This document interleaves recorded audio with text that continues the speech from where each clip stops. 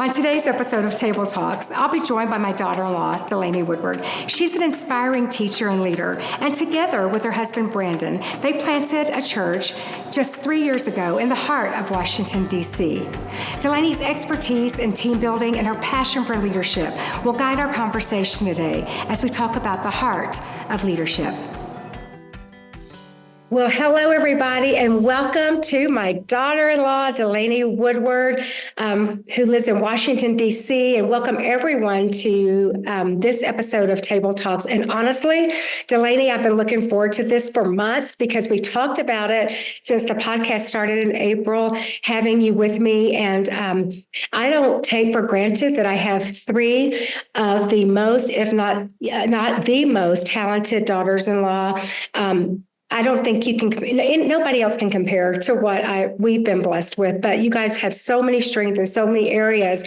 And you have just been this pinnacle of success person. And an example to me the whole time, the last, I guess maybe 12 years that we've been connected. You guys have been married 10 years now, right?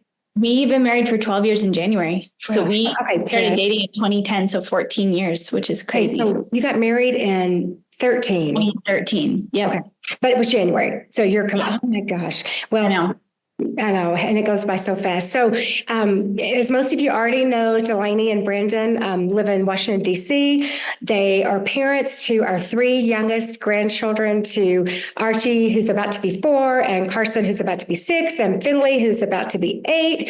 And they're really just a great joy in our life. And we are just the most proud grandparents ever. But we're going to jump right in. And Delaney, again, I'm so honored to have you and for you to take the time in your crazy busy schedule to hang out with us on Table Talks. I'm so excited to be here. And I remember when you told me about the idea, I couldn't think of a better podcast host. I always tell people that my mother-in-law has the gift of gab, and I wish that I had your ability to make conversation with anyone and everyone.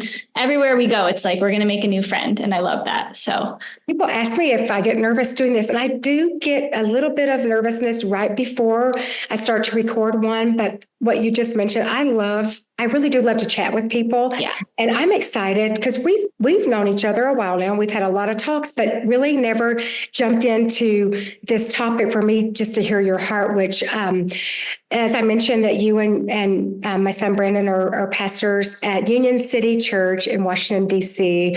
And I wish, if you're watching this, if you don't follow them on Instagram, please follow their church. It's Union City, D.C. Right? Yep, that's it. Part on there. I'm not looking at my Instagram. Is it just Union City?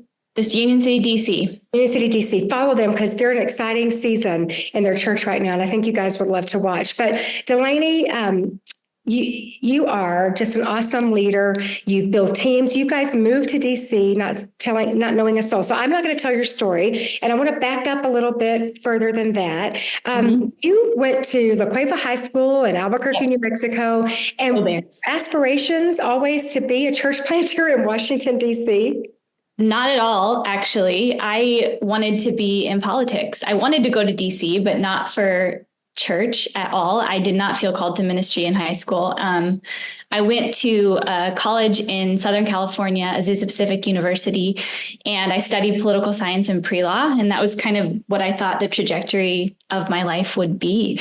And then in 2010, I had a pretty radical God encounter where I really encountered the Holy Spirit in a really real way. And it shifted pretty much everything about the trajectory of my life to where I really understood that the Lord was calling me into ministry. And I did not know what that looked like at the time. It was really confusing to me because I was studying political science and my family's not in ministry. I had no context for this.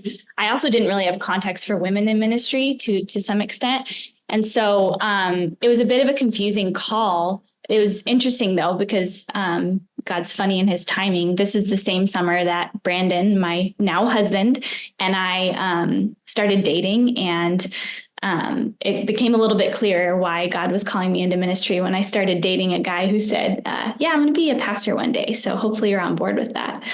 Yes. So Do I remember the story correctly that when you guys, maybe in the beginning of dating or when you started getting serious, he mentioned, I don't, and he never told me this, thank goodness, because I would have fretted for the last 10 years, but that he wanted to probably move away from Albuquerque one day and plant a church or do something audacious, true, huge audacious for God. yeah, he told me pretty early on. He said, "Hey, just so you know, the plan is I'm going to plant a church. So if you're going to be on board with me, you got to be on board with that." And to me, that sounded like a great idea.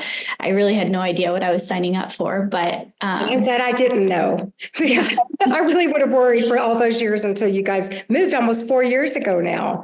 yeah, It's crazy. So you guys started dating. I mean, you went to Azusa Pacific and you graduated. Yep, I graduated with a degree in political science because I was already kind of in that, that path, that pipeline. And so once I graduated, I needed a paycheck. So I ended up getting a job in government. I took an internship for the mayor of Albuquerque. It was $10 an hour and started there. And over the course of 4 years, I worked my way up through that administration. I served as an intern. I served as the boards and commissions liaison, which is super unglamorous and bureaucratic, but fun. And then I served as a special assistant to the mayor, then as his policy and program advisor. And then lastly, I was his deputy chief of staff. And so I loved working in government. I loved working for the mayor. I found it really meaningful and I was good at it. But I always felt this sense like, but God, you called me to ministry. So like, why am I here? And for a while I wrestled with that. And I said, I think that I'm in the wrong spot here. Like, I think I'm wasting my time. And I remember having conversations with friends and with mentors and just kind of sharing that I felt like I was like, kind of just wasting my time waiting on God to fulfill his promise to me that I would work in ministry. And so it was in 2015 when Dustin, who's now the senior pastor of Citizen Church, came to me and Brandon and said, "Hey, we want to hire you on staff here at the church now to come alongside Brandon and lead youth and young adult ministry together." And I was like thrilled. I was like, it's finally happening. My dream of being in ministry. I can finally, do the thing that God has called me to do. And so I resigned my position working for the mayor and I came on staff at the church, and me and Brandon served there for, I think it was close to 5 years together before we ended up making the move out here to plant the church. So it's moved to DC. And let me just add, and if anybody's familiar with our youth and young adult ministry, it was called Wake then, but it was a huge thriving ministry. It has been since its inception. It is and was an amazing ministry. And you guys just really took it to an amazing pinnacle, and things were going just so well. And, then the bug, that first initial, calling you guys felt to go plant a church happened, I guess probably 2018, maybe 2019. Yeah. I think we started to really start to feel something shifting in us in 2018, 2019 timeframe. So we talked to you guys, we talked to Dustin and Mandy and kind of just said, "Hey, are we okay to explore this?" And so we started to research cities. We really felt called to hard ground. We didn't want to go somewhere where a new church would be redundant. So we wanted to go where it would be hard. We wanted to go where we felt really drawn to city environments. We wanted to go to a post-Christian, secular, urban environment that was really in our hearts. And we felt really drawn towards cities with big young adult populations because we had done young adult ministry for so long and really felt like that was our sweet spot. We love college students. Still to this day, our church has a ton of college students because we have such a heart. I think college is like one of the weirdest times of life because for the first time you're on your own without your parents and you're having to decide who you are. Like, what do I believe? What do I stand for? What am I passionate about? What do I want my relationships to look like? What do I want my future to look like? And you're in your early 20s and definitely not able to make those massive life decisions.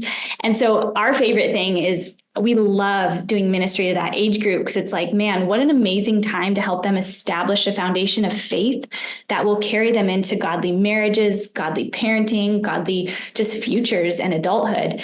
And so as we were looking for cities, we were kind of looking for cities with that specific population. So we looked at a lot of college towns. We were looking like, Pacific Northwest. We were looking at like Salt Lake City. We were looking at Boulder, Colorado, really kind of looking more on the mountain. I voted Boulder, Colorado. Yeah. So we kind of were, just thinking that way. And then someone had suggested that we check out Raleigh, because Raleigh has 3 big universities kind of surrounding it, hemming it in. And we thought it's an up and coming city. I think there could be some good potential there. So Brandon and I actually went out to visit Raleigh. I think it was it must have been 2018. And while we were there, I was like, hey, we're already out here on the East Coast. I love DC. We're like 3 hours away. We should rent a car and just go up. Not with the intention of like, let's look at it from a church planting perspective, but really like, I'm a political science nerd. I loved visiting the city when I worked for the mayor, and we're so close, we may as well go up. So we rented a car and we drove up to DC, and we were kind of just driving around the city, and both of us, it's really hard to explain, but if anyone has had those moments where you just feel the Holy Spirit is putting something on you, it was one of those moments where we just felt a different weight. And I think it felt really scary, but also like really compelling at the same time, where we were like, oh my gosh, something just feels different here than any other place that we visited. And I remember the flight home from that trip. Normally me and Brandon, like we were in a dreaming season. We were thinking about the church and what it could be. And so we would normally like talk about all of our dreams, but on this particular flight home, we didn't talk, because I think both of us were just like, oh my gosh. I remember thinking, I love this city. I want to be here. I think this is it. But I also remember thinking, I'm not going to tell him, because I'm his wife. And as any wife knows, you can convince your husband of pretty much anything. And this was too big of a deal for me to manipulate it. I was like, this has to be God. If this is God, then he will tell Brandon, and I don't need to. And so I just kind of sat with it. I was like, we'll see what happens. I found out later that on the same flight home, he was feeling the exact same way and praying the exact same prayer. Like, God, if this is you, you're going to have to tell Delaney. So we kind of just didn't really talk about it for a while. And then we had a conference at the church, at Citizen Church in, I think it was early 2019. I think it would have been. And Pastor Mark Francie, who pastors an incredible church in Orange County, California, Oceans Church, he came out to speak. And if you know Pastor Mark, he is a prophetic voice, and he really has just an incredible gift. And I knew that. And so I remember telling a friend, I was like, hey, we have Mark Francie coming. Like, wouldn't it be cool if he took me and Brandon to lunch and just told us, like, you know what, I feel like God's calling you guys to DC. I was like, that'd be so awesome. So I remember Mark came into town, me and Brandon took him to lunch, and I was like, here we go. This is the moment. And he didn't say a word. And I was like, man, that's a bummer. Like, I guess, whatever, like, it's okay. I'll just keep waiting. But that night, Mark preached at the church. And I know you'll never forget this night. I never will either. He invited me and Brandon on to the platform at the end of his message, and began to just speak prophetically to us about a church that was in us, and then specifically about it being in DC. And I remember me and Brandon were both crying. We were holding hands. Like, no one else knew where we were on the journey at that time, other than like you guys, really. But to have it like that acutely confirmed in front of our entire church family, to where, like, even if we wanted to run from the call, we couldn't at that point, because we had 2,000 people accountability. That was the moment that we were like, all right, this is what God wants. And so that started like a pretty, big process of applying to church planting networks. We're a part of a bunch of networks, doing as much research as we could, fundraising. We had wanted to go in 2020, but by the grace of God, we didn't. And so we kind of were able to, during 2020, do a lot of preparation and prayer and fundraising. And then, we moved to DC in January of 2021. And we've been here ever since. So coming up on 4 years now, which is crazy. And your church has a 3-year anniversary, September. Every year in September is your anniversary. This year will be the 3-year anniversary. And you guys just purchased are in the purchasing process, but it's done. You're just closing on a beautiful building in Yes. DC, which if anybody's ever been to DC, there's just not empty, warehouses available to buy, or empty churches necessarily, or empty buildings. And Right. God really worked a miracle. We've seen it over and over and over. So what's so crazy about that is you're talking about this path that you started, when you graduated from high school to go into politics or something to do with it. And you did see that dream start, you were fulfilling that dream, and God, moved you to ministry, and then you guys across the country to DC. And I know, because we live this with you guys, and we live also ministry, and, watch our family, look for God's hand in their life every day. But we forget, and God always wants us to remember on our journey that He's had His hand on us the entire way. And if we ever want to question it, we just have to look back a little bit. And I said even last night about you guys getting this church, I said to one of your sister-in-law, I said, ever, never should any of us question God's hand in our life, or you guys' life, or what He's going to do through Union City Church and through you and Brandon, because God is showing such more. Sometimes God's a little more silent. Sometimes He moves behind the scenes for a long time, but God's just going all out right now. And I think always wants you to, remember this moment. So I'm hearing your path right now and the journey over the last 12 years, 13, 14 years of your life, and thinking, God, you just been setting personally, not just, Brandon, but that's what I think too about people. When you get married, God has, we do support each other's hopes and dreams, but God has a hope and dream for each person, for you and also your husband and your children. But you've took such a huge, and I knew, you went to college, you studied those classes for a reason.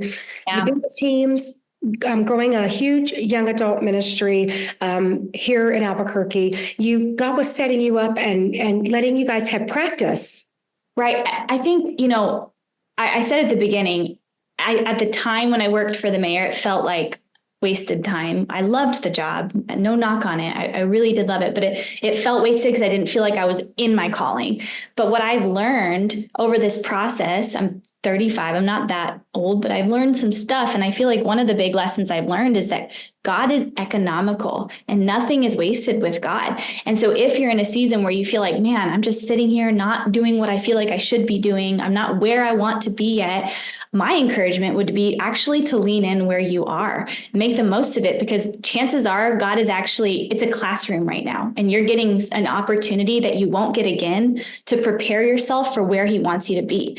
Like for me now, I know the language, I know the culture, I know the ethos of working in government and politics. I understand it because I lived it. And so now when I come out here to minister here, I think I can more effectively minister in my context because I understand it from a personal lived perspective experience. And so I now am so grateful because I learned those lessons at the city. Now here in DC, our church has developed pretty unbelievable relationships with the government of DC, local DC government. I mean, to the point where we're receiving grant money from the government. We are having incredible relationships built with all the different departments within our city government. Just the amount of favor that God has on that. And for me, it's so intuitive because I know what they need and I know what they're looking for. And I know what I always wanted churches in our city to be doing with the city. And it's just amazing how I was actually in training when I thought I was just wasting my time. And it's true, like even youth and young adult ministry with Brandon, we learned how to lead together, and we learned how to cover for one another's weaknesses and then release one another's strengths. So he's really good at areas where I am not, and vice versa. And I think that God does that on purpose when he brings people together is you've maybe heard the saying, like, hire for your weaknesses. Like if you are not strong in this particular area, hire someone who is. I would say marry for your weaknesses too. Find someone who truly can come alongside you and say hey, you know what? I'm going to help you here, or I'm going to strengthen you here, and I'm going to bring this to our relationship. And so, yes, the whole journey has been intentional. And that's something that I have learned that I just always try to pass along is nothing is wasted with God. I have this written down in my notes because that just really segues into this. I wrote down that being a leader, because you guys, it's okay. We've pastored for over 40 years, and I understand leadership, but leadership in different parts of the country look different because we all lead different kinds of people where we live. We're a different culture and community in every city in the nation. But one thing I wrote down that I think that's true for all of us is leadership is a genuine commitment to making a positive impact. And I think about why else would you go? Why would any of us choose ministries that we do, or go in ministry, or go into jobs? Maybe we're going to even be but be a teacher or a nurse or a first responder, or we're going to be a CPA or whatever. But if we're going to we're all leading someone, whether we want to believe it or not, someone probably is following in our footsteps. So if we really want to be a leader, we're committed to making a positive impact. There's so much negativity. Every single television station I turn on, or radio station or whatever, I just have to turn the volume down all the time because I'm like, I don't want to hear it, because we just have to watch it, that we're making a positive impact. And there's so many qualities to leadership. We stand back. My husband and I have the privilege of having this front row seat to your lives and watching the church start and grow. And we speak so often that the leadership, you guys started a church with just a handful of people that moved to DC from Albuquerque with you, moving into DC, not knowing a soul there. You had to start building teams. And I was there.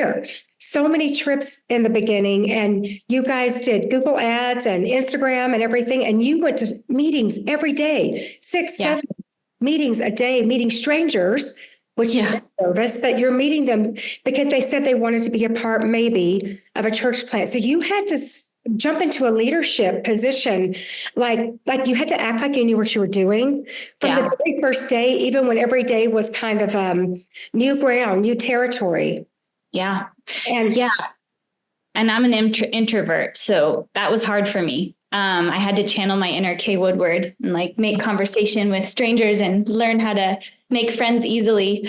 And you did it every day. I just was in shock. I was like, and I feel like I say, you had to jump into this leadership position, both of you, and do the hard thing. Every day, things that you had not done before. You'd done ministry, and you'd had meetings and counseling sessions. You'd mentored people. All that was, you had some experience, a good experience, but then you started this. And I wrote down this whole, we've been talking about it now for, 20 minutes, but the heart of leadership, because anyone can lead, but there's a heart, and people can, to me, they can, sniff out a bad leader anywhere, because there's good leaders and bad leaders. I mean, if you're leading, it doesn't mean you're having a positive impact.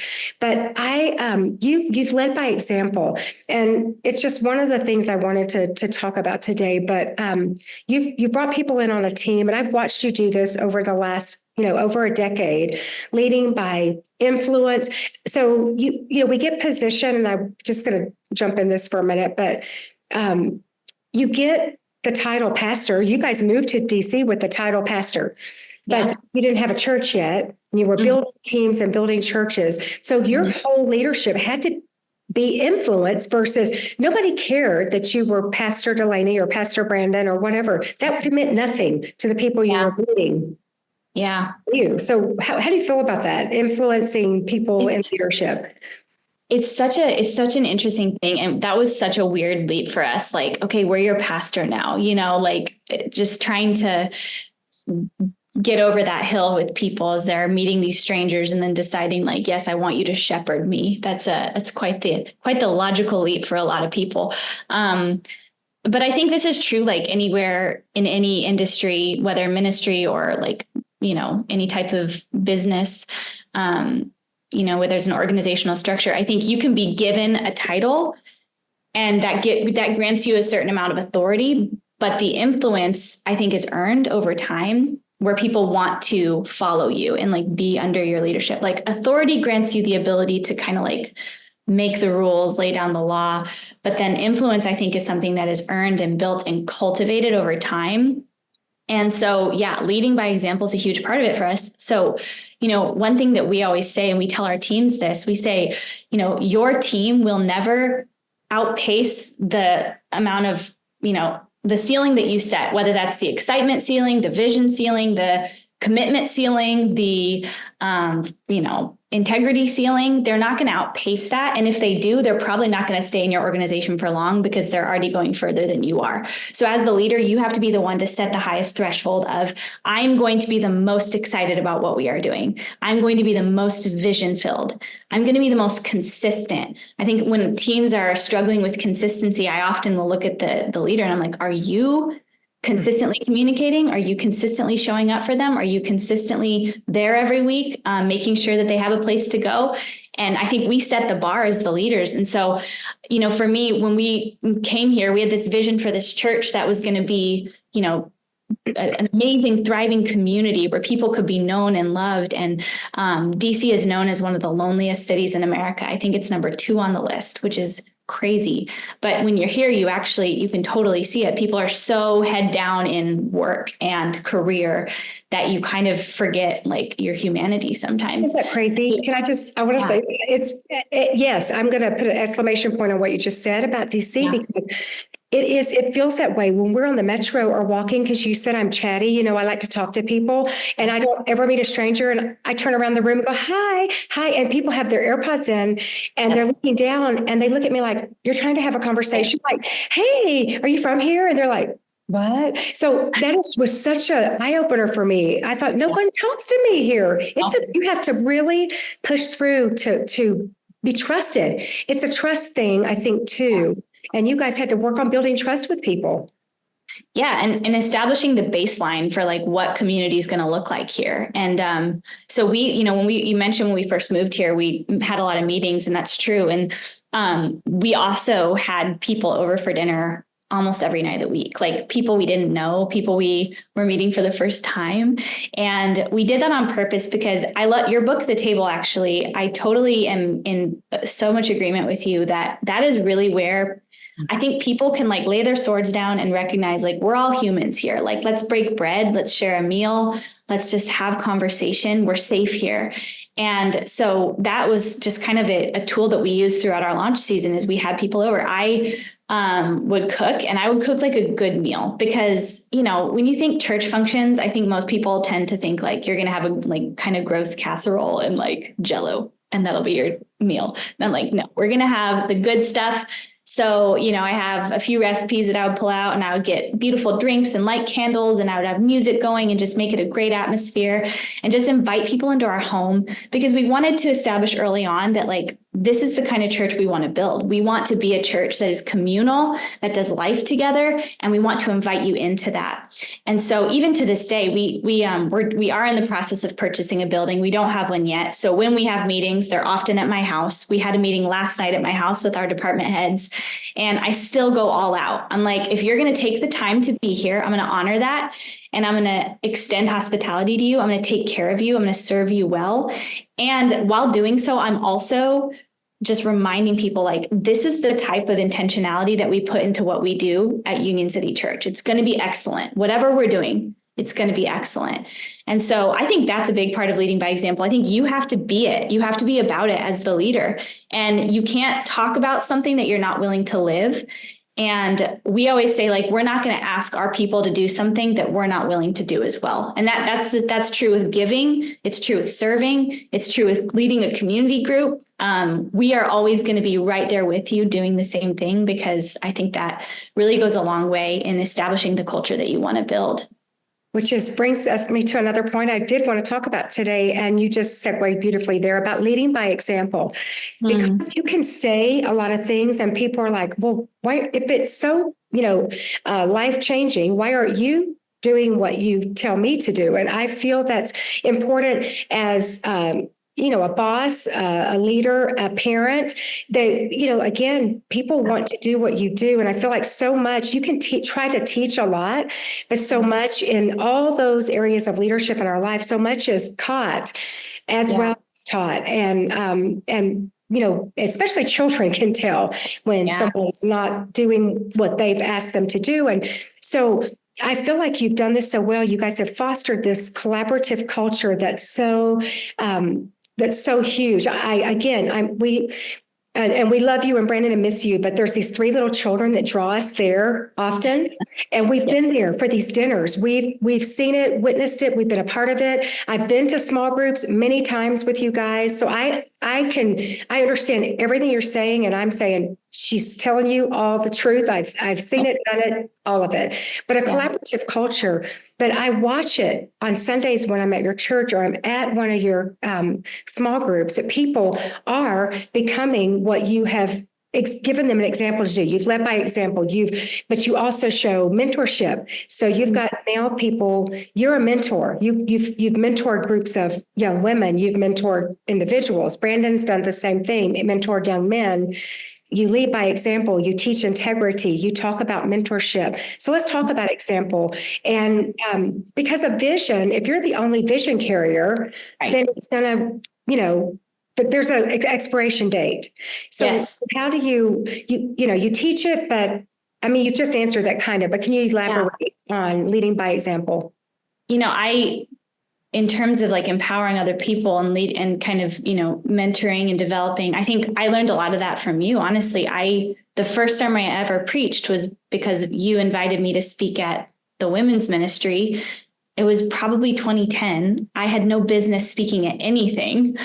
Who am I? I was dating your son, but you were kind enough to extend the invitation and say, hey, I believe in you. And you invited me to your women's ministry and gave me a platform and an opportunity. And that really started me on a path to where now I teach all the time. And that was my first opportunity. So I always have such a special place in my heart for the women's ministry at Citizen Church, because it's really kind of, that's where I learned the tools of the trade. I realized very quickly, as much as I want to do everything at our church, it's grown very quickly to the point where I cannot personally disciple every girl in our church. I tried. I really did, because I really want to. It is my heart. I love the people of our church. I feel very called to them. I feel a pastoral conviction to walk alongside them and develop them and shepherd them.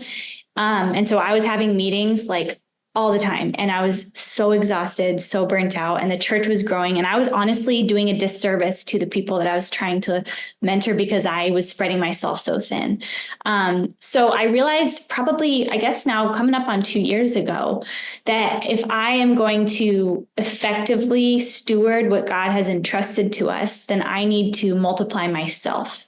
And so I had this idea that I was thinking as like, okay, I'm going to democratize discipleship. That's such a political science way of saying it. But I was like, I'm going to say that again. That's a really big phrase for me. I'm going, okay, you're going to have to democratize discipleship. So like, it's putting the power in the people's hands, right? Like spreading it. Yeah. So I was kind of looking at the model of Jesus. He had, he ministered to thousands, but those that he spent his most time with, he had 12 around him. And so I started with that idea, like I'm going to pick 12 women who are leading in our church right now. And I am going to give the best of myself and my time to them. I'm going to meet with them every month. I'm going to invest in them. I'm going to follow up in their lives. I'm going to disciple them. I'm going to walk alongside them. And then I'm going to ask them to do likewise with a group of women for themselves. So you kind of start to see how this begins to become very quickly a much more far-reaching strategy. And so I ended up getting, I think it ended up being like 15 or 16 women because I couldn't pick just 12, but into a year-long discipleship journey last year where we met every single month. I had breakfast and coffee and spent a ton of time together, invested in them, and then really challenged them and said, hey, I need you to help me pastor our church. And I trust you to do that. And so I'm going to develop you. I'm I'm going to teach you what we're about. I'm going to give you the DNA of this house, and I'm going to ask you to help me multiply it because I can't do it by myself.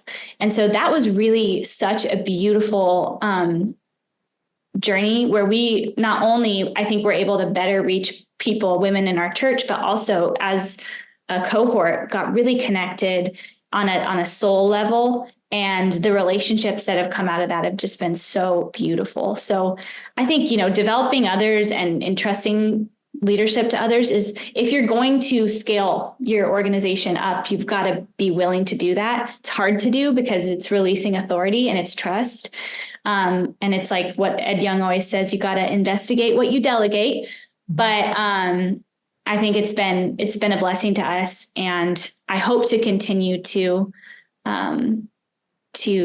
multiply really that group as we continue to grow as a church. Beautiful.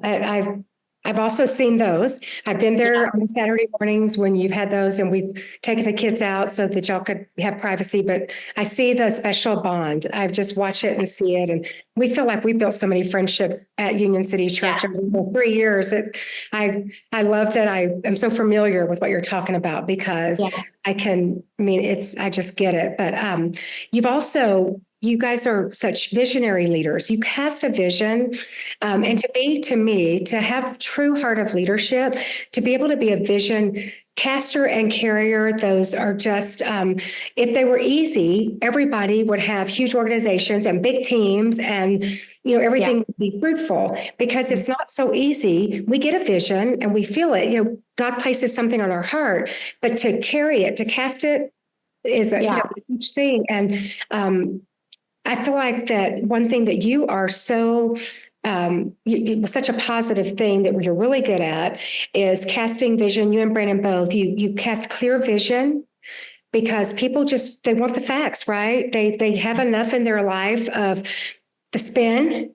They're like, just tell me, can you give me the clear vision? Well, exactly what are we going to do?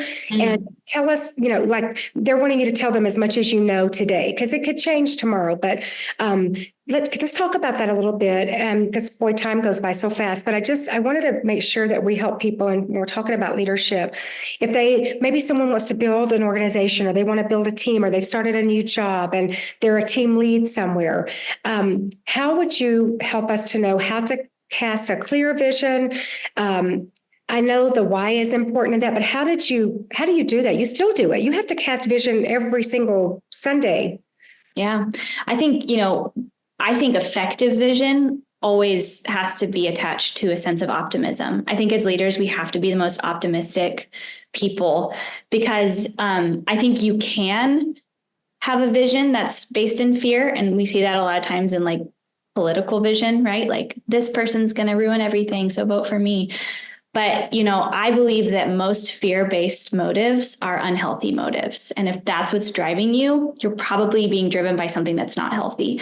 So I think leaders have to be the most optimistic people on the planet. And that is a rare currency these days, because I think most people are pretty fatalistic with just what's going on in the world. And you almost feel like either like laughed at or like flat out wrong for having a hopeful outlook.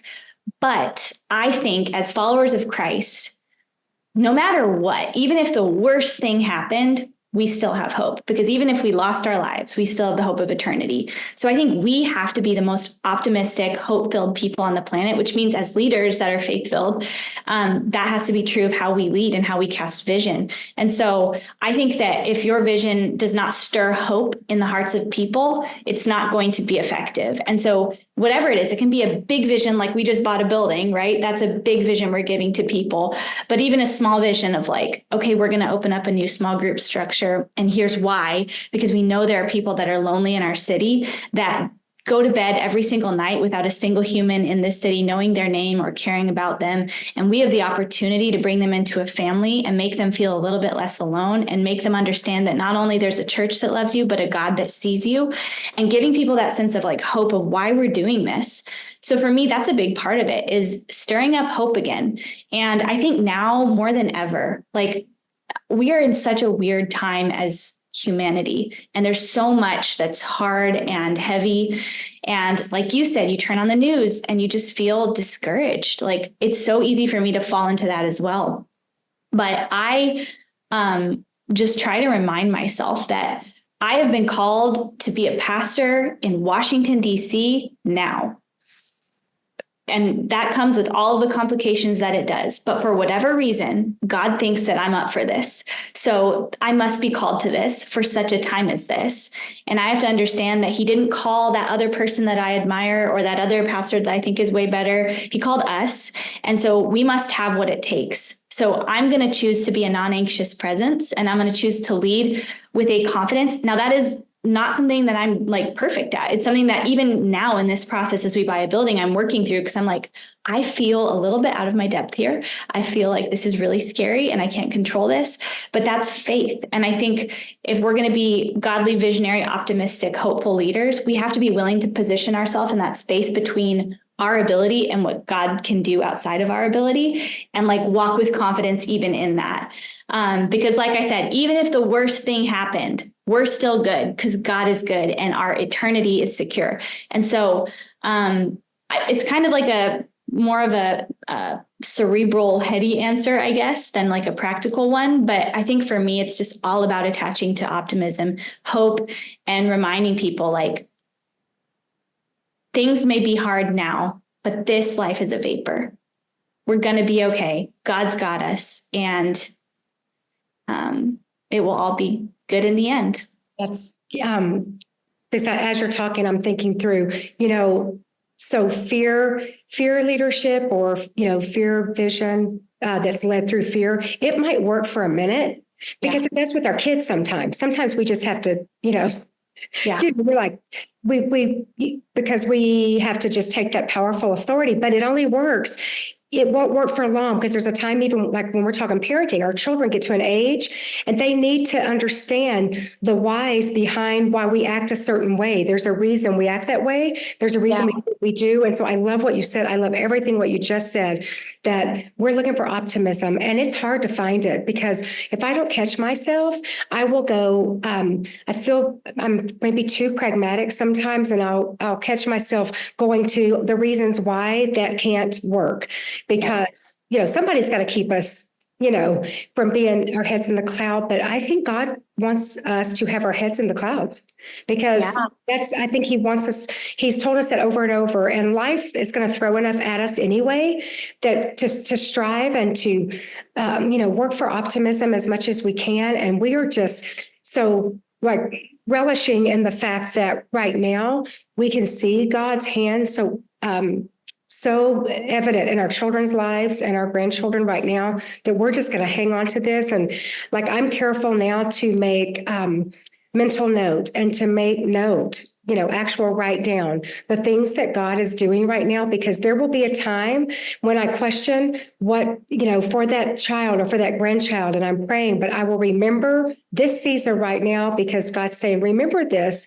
One of our speakers last year at our rally conference said, God is always in the kitchen cooking. So I've used that analogy before, but he's always up to something. We just can't see the finished product all the time, because sometime or another you've got to plant and take care of the seed, and then comes harvest. And I feel so hopeful just listening to you talk about leadership, and I've watched it happen in your life. I just watched you do it. So I know everything you're saying is absolutely the truth. You aren't just giving us words. You actually lived it. You are living it. And you and Brandon do this every day of your life. And you're raising such godly little leaders. And those children, they mimic what y'all do, and they're confident, and I could go on a whole other podcast about how you instill these traits in your children, because I watch you do that too. It's not just a church thing for you, it's a life thing. So, and we're going to close, but I wanted you, this is totally, I didn't warn you about this ahead of time, but I'd love to know, what would you tell someone, just a simple thought to close with, but that is struggling in their leadership, and they're hearing you thinking, I want to be optimistic. I want to lead. I mean, I feel called to that. I feel in my job, I don't want to just go and show up. I want to influence. I want to be an influencer, and not just on TikTok or Instagram. They want to be an influencer. what could you say to people that are listening or watching about, what would be the one thing or two things that they I could have do? 2 things that come to mind. One, consistency compounds. So just keep going, keeping integrous, keep being faithful, keep working hard, keep, your nose to what God has put you to. And consistency compounds, and it's never overnight. It takes time. And so continue to be faithful. There's no such thing as a one night success story. And if I just believe that those that are successful, it's because of years, sometimes decades of faithfulness and consistency. So stay where you are, put down roots, work hard, and trust that God will open the door when it's time. And don't rush it, because you will wish you had more time to prepare once you get there. And the second thing would be talking about optimism. For me, guard your intake. Pay attention to what you're taking in. And I have to do this to myself. When the Bible says from the abundance of the heart, the mouth speaks. So if you're taking in constant news cycles and podcasts and, negative conversations at work and all the things, and this is what is coming in all the time, that's what's going to be coming out. And so if you want to be a hopeful presence, I would, get in the word. Honestly, turn on worship music, turn on podcasts that encourage you and lift your eyes upward, right? Fix your eyes on things above, like it says in Colossians. And I think pay attention to what you're taking in, because just like with our bodies, if you're consuming a lot of junk, it's going to start to show up on your figure. The same is true with your spirit. If you're taking in a ton of negativity, it's going to come out of how you lead. So I do that to myself. I have to police my intake all the time. And I'm like, I'm starting to feel a little bit pessimistic about things. Maybe it's because I just keep listening to really stressful news podcasts. I should probably change that a little bit. So, yeah. And I get in the same vein, get people I have lots of people that I'm connected to, but there's just a small group that help me stay centered. Besides Jesus, they help me stay centered. And if I'm feeling negative, and like, I'll text them something like that's negative, like that's going on in my life, the real friends in my life, just a couple, will take it and hear me, but they'll automatically respond and kind of get onto me a little bit, but in a sweet way, to tell me, that's not exactly how it is, and this is what it looks like. And honestly, I think we text those people sometimes because we want them to put us on the right path. So that's the intake. That's also who's speaking in our lives. What are we listening to? And I have to, as an older woman now, I have to be careful who I let speak into my life, because I deal with enough negativity in my mind to start with that I have to push out than to let people in my life that can't help me and add to that. I mean, Delaney, honestly, what an amazing time and how fast it goes by. And we don't get to talk. We come visit and we chase kids and eat out and we do life, but to get to sit and visit like this, I don't know when it happens. It's so rare. And I feel so privileged to have had you, but I feel like you have a special anointing on the area of leadership. And so I would love for you to just pray over those who are going to be listening to this the day it drops, but also for in the future when someone will come across this podcast and feel drawn to godly leadership and to God's heart of leadership. So would you just pray over us before we close out this podcast? Of course. Lord, thank you for this opportunity to just be encouraged and sharpened. And I pray, God, for every individual that's listening who maybe feels a call to leadership or a pull, or maybe is in a position of leadership right now. And I just ask, God, that you will confirm that to them, Lord, that they will feel a sense of confidence in their calling, that they would not wonder if they're the right person or if you should choose someone else, but they will understand that you choose people with intention and specificity. And so, God, I just pray that you will anoint them with your Spirit's power, give them uncommon courage, boldness, authority, conviction, give them clarity of vision and ability to communicate it well. I just pray that whatever they put their hand to, God, that the success would be multiplied, not for their own fame or glory, but ultimately for your fame and for your kingdom, God.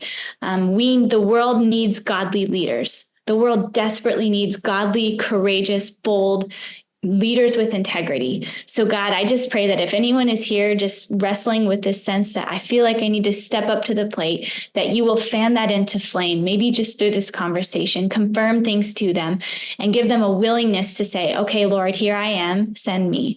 And I just pray that you will continue to bless all those that are listening. And thank you, God, again for this opportunity. We love you, and it's in Jesus' name. Amen. Oh, thank you. I hope you enjoyed it. I had so much fun. I love these podcasts are for me if they're, and I hope that they, a lot of people get a lot out of it. I know they will. So thank you, Delaney, for taking time out. I know you have to go fight the DC traffic to pick up kids from short day. And I know what that looks like. And it's an adventure every time you get on that highway to go to that sweet school where those babies are. So thank you for joining me. Thank you for having me. Can't wait to see you soon. All right. Bye. Thank you for joining me today on Table Talks. For more content and information about upcoming episodes, please visit my website at kwoodward.com. You can also explore other podcast links and resources there. Until next time.